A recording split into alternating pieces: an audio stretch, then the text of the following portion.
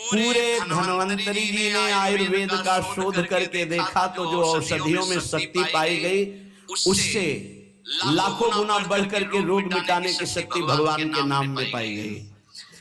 जैसे किसी वैज्ञानिक कैंसर के विशेषज्ञ जब उन्होंने सरकार की बात सुनी कि दतून करके ही ऐसे, तो उन्होंने कहा इसका विज्ञान सपोर्ट नहीं करता है, क्योंकि विज्ञान प्राकृतिक बुद्धि का सपोर्ट करता है। भजन बल से वो किसी के रोग नष्ट नहीं करते थे, बहुत दयनीयता से वो रोग, तो दया आ गई, करुणा आ गई, उस रोग को अपने ऊपर ले लिया और उसके रोग की निवृत्ति कर दी। जैसे भाई जी को करुणा आई, राधा बाबा के रोग को अपने ऊपर ले लिया, उनको रोग की निवृत्ति करी। ऐसे महापुरुष जनकर नाम से वो अपने रोग नहीं मिटा सकते थे क्या? अपना पैर कटवा लिया, अपना नहीं करते, क्योंकि लिया है उन्होंने स्वीकार। यही तो संत महापुरुषों की महिमा गाई गई है कि वो दूसरों के लिए अपने कष्ट को बढ़ा देते हैं और उनको पता नहीं है, उनको पता भी नहीं था। राधा बाबा को तो श्री कृष्ण चंद्र जी ने कहा कि जो भाई जी महीनों से अस्पताल में पड़े, ठीक नहीं हो रहे, वो आपका प्रारब्ध भोग रहे।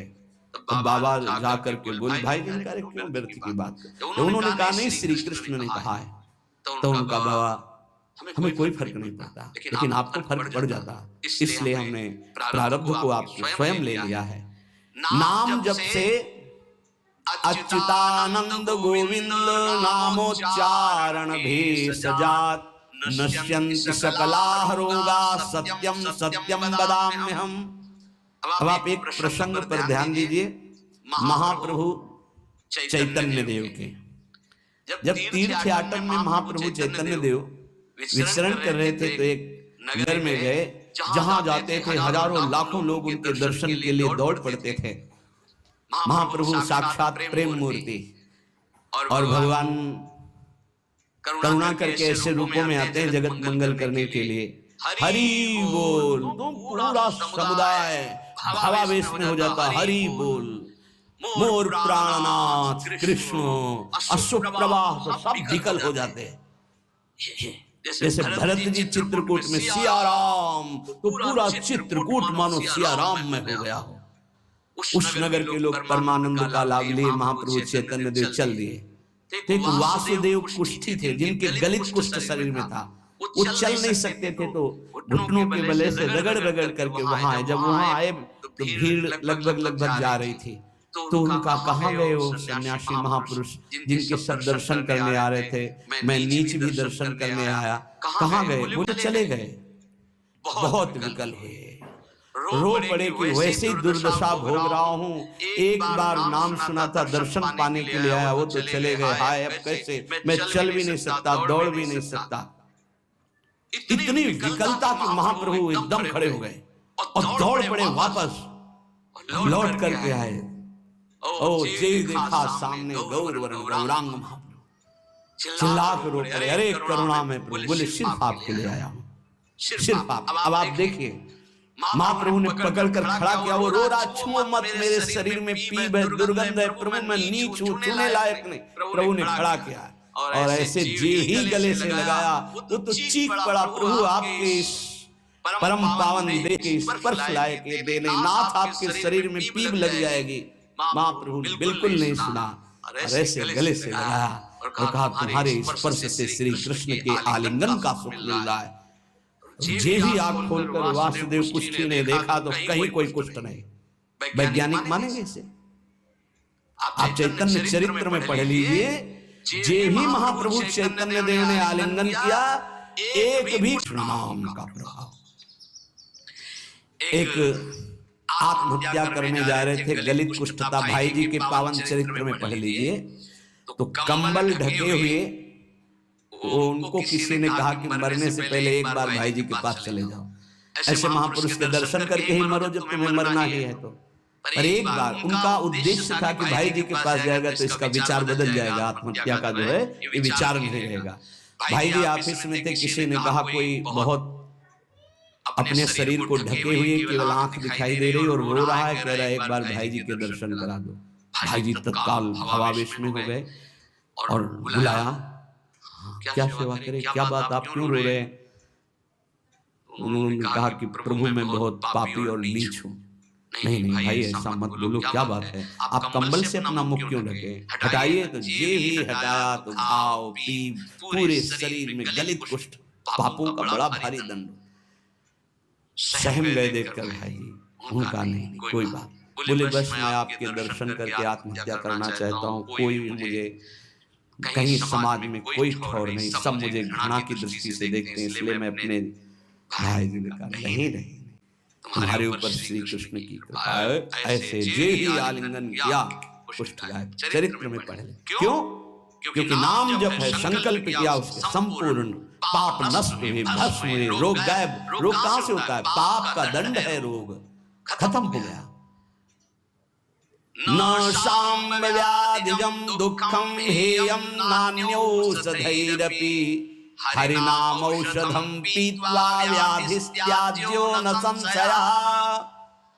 कितना भी बड़ा रोग हो जो किसी और औषधि से न खत्म हो रहा हो, और नाम जब किया जाए और संकल्प कर दिया जाए कि ये रोग ठीक हो जाए, तो हरिनाम औषधि से बड़ा असाध्य रोग भी ठीक हो जाता है।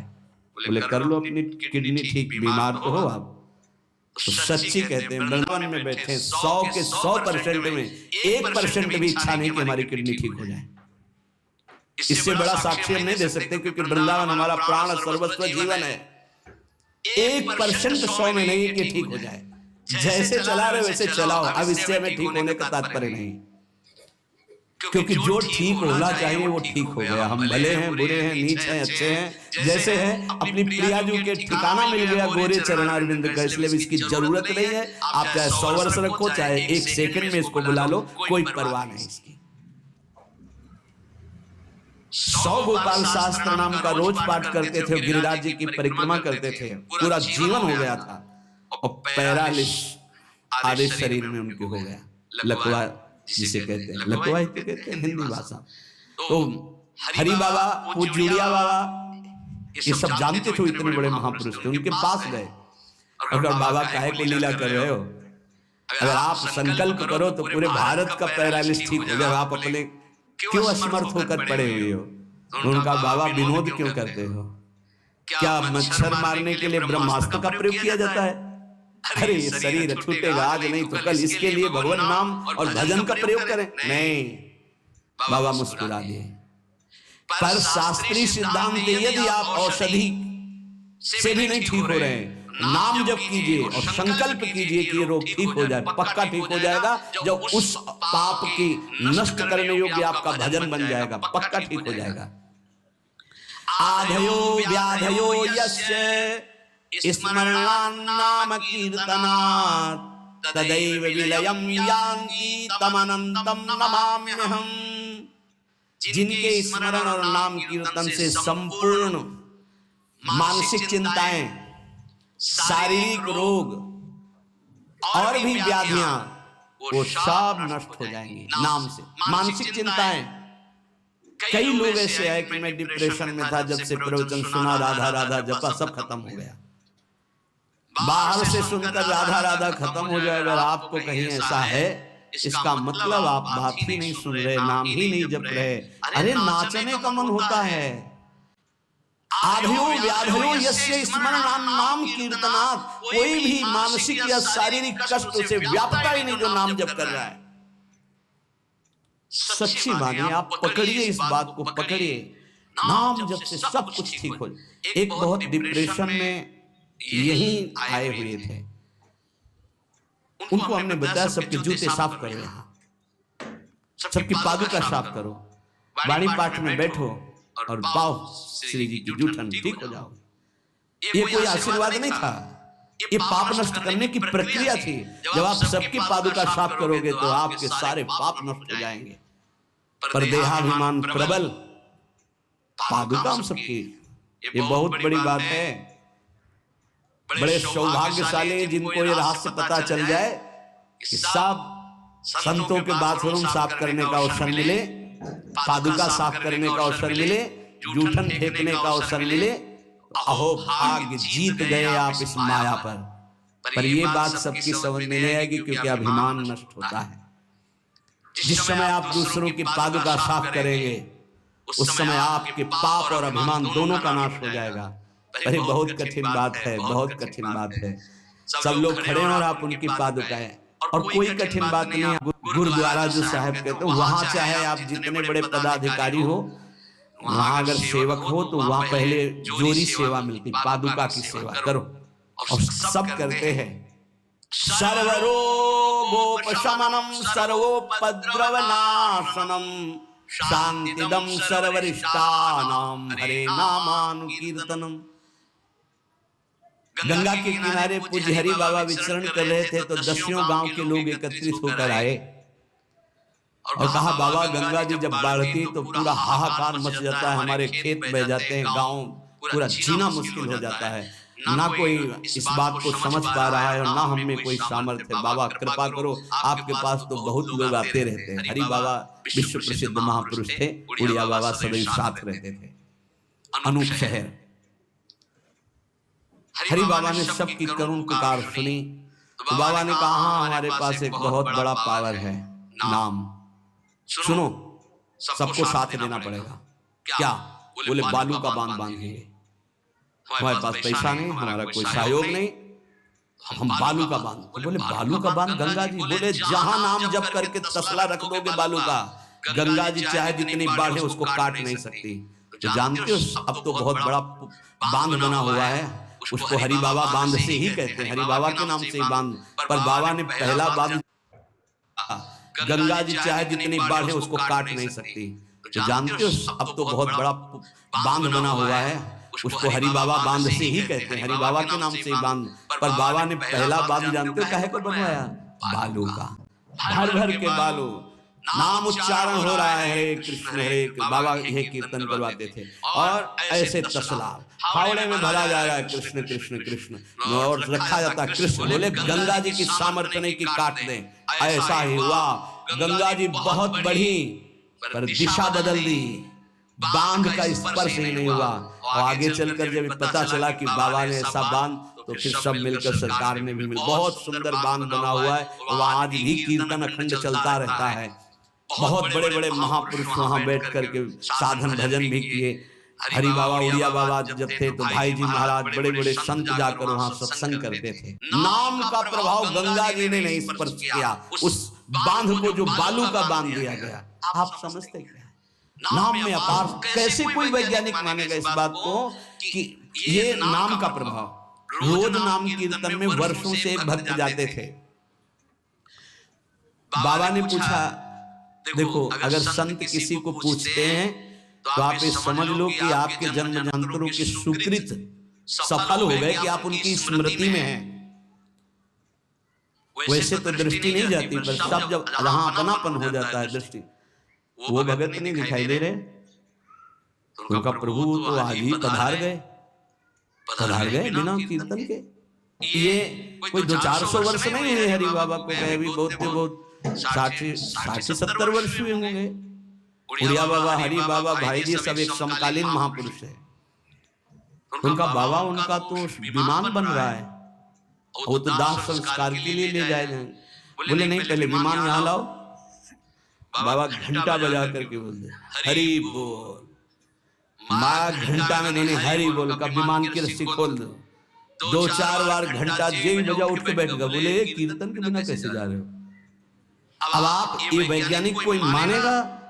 अच्छा कैसे हो सकता है? अरे कर तुम अकर तुम अन्यथा कर तुम, जहां सुई का धागा नहीं जाता वहां से अनंत ब्रह्मांड पार कर दे, उसे परमात्मा कहते हैं, उसे भगवान कहते हैं। कीर्तन हुआ, बोले अब जाओ हमारे हरि के पास। तत्काल मुरझाई, शरीर छूटा, विमान पे चिता।